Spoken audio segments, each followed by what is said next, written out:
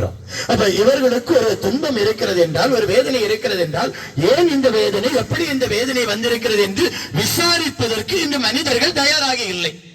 இந்த தயாராக இல்லாத காரணத்தினால்தான் இந்த குடும்பங்களிலும் சரி, சமூகத்திலும் இருக்கக்கூடிய இடங்களிலும் சரி பிரச்சனைகள் வாழ்ந்து கொண்டிருப்பதற்கு காரணம் இதுவாக தான் இருக்கிறது.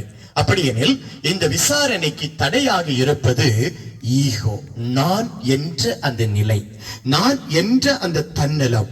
இந்த நிலை மாற வேண்டும்.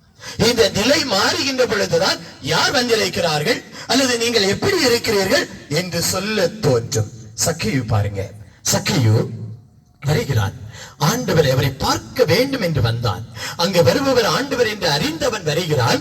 ஆண்டவரை அவன் கண்டுகொள்கிறான். அப்ப இந்த நிலை இன்று நமக்கு வேண்டும்.